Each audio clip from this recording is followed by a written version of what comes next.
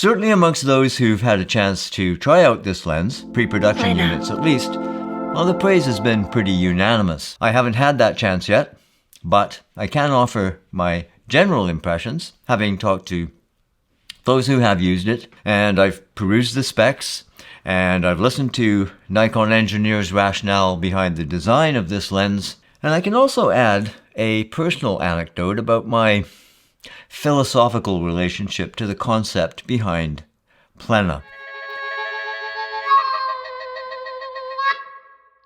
Nikon's Mark Cruz tells us that Plena is derived from the Latin root plenum, referring to a state of being completely full. Now, the dictionary on my Mac says, in physics, it's a space completely filled with matter, or the whole of space so regarded. The word encompasses a universe of meaning, at least for me, because the word recalls a bit of personal history. So I hope you'll indulge me for a moment as I recall the summer of 1973. I was 21. Freed from the grind of a factory job by a strike, I abandoned picket duty and I hitchhiked east to the Rocky Mountains. Whether it was to escape the monotony of the assembly line or pass time on the side of the road, in those days, as a somewhat pensive youth, I pondered the space-time continuum, matter, antimatter, macro and microcosm, and our place in relation to the great beyond. I had, in fact, come across the word in my Roget's thesaurus back in my basement hideaway in the city, as I traced the roots and connections of ideas surrounding the space we find ourselves in. Well, not this garage, but this is kind of my new basement hideaway. That meditation, if you will, ultimately led to a poem written in a tent on the banks of the McLeod River in Alberta, and a chance to use this juicy, recently discovered word, plenum. Now, a naked dip in the glacial river gave me a visceral experience of what it is to be, as I put it somewhat floridly, an amoeba flowing into the plenum of existence, non-existence. I'd love to recreate that scene in the foothills of the Rockies, maybe using the Plena, the sparkling crystal clear water, alpine flowers, towering peaks on the horizon. Though no one would want to see me skinny dipping today, so body double.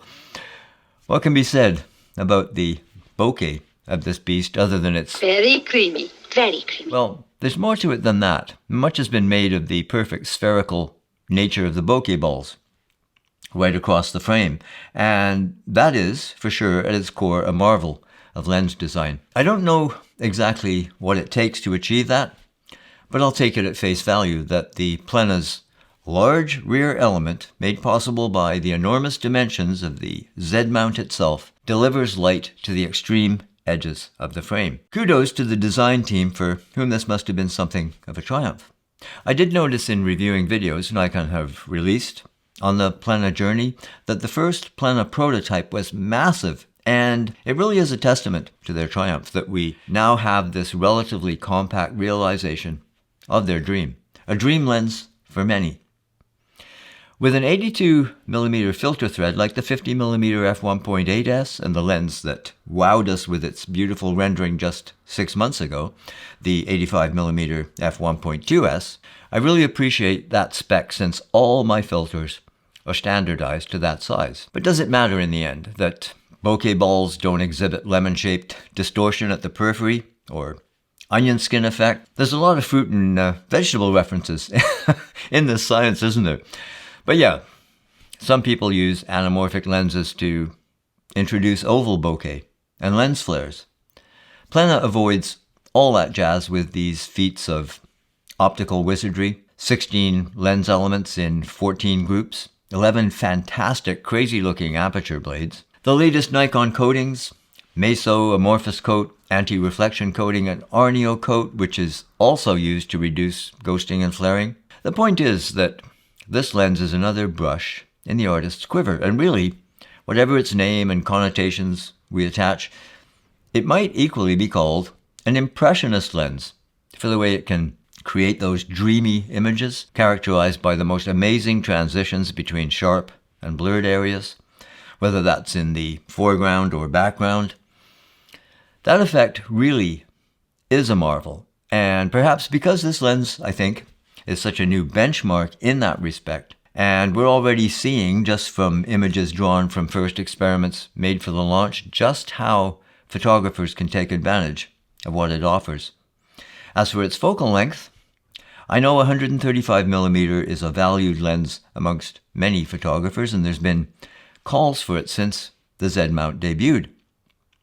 Maybe this is why the lens appeared before the 35mm lens that's been beside it on the lens roadmap for quite a while. I know Matt Irwin and I discussed both a year ago in a chat, including the 35, rumored to be a 1.2.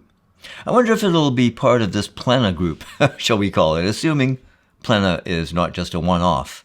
That's possible. Will there be another Noct, for instance?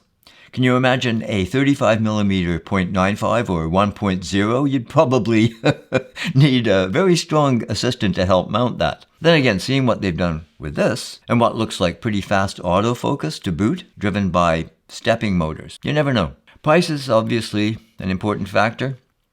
The 58mm Noct, a manual focus lens, will set you back $10,500 in Canadian dollars. So the 135 2.8 Plena with some pretty amazing and singular imaging characteristics at $2,500 US sounds a lot better than our Canadian price of $3,400. Now that's less than the Z85 1.2, which set me back $3,800 Canadian, well over $4,000 with tax. So I'm afraid, since I've also succumbed to another beautiful imaging device that I'll be reviewing here soon, I won't be playing with the Plena anytime soon, at least not as a full-time part of my kit. Truth be told, I've never owned a 135mm lens.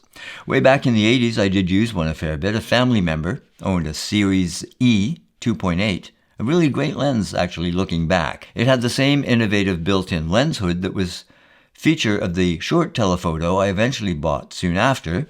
I've got it right here, the 105mm 2.5 AIS, which I show off here as often as I can, even though I broke it 5 years ago. So the 105 has always been my go-to portrait lens. I bought the Z105 2.8 MC macro lens summer before last, and it's not a bad portrait lens. I wonder if we'll see a 105 1.8 or 1.2 Plena. I'd be all over that. Or maybe a new name might be appropriate. Hang on, Nikon, let me consult my thesaurus. If you enjoyed this mixture of the technical and the philosophical, please do give it the old thumbs up. It really helps the channel grow. And if you're new here, please do consider subscribing. Hit that notification bell so you don't miss a thing. In the meantime, take care of yourself. Cheers. We'll see you later.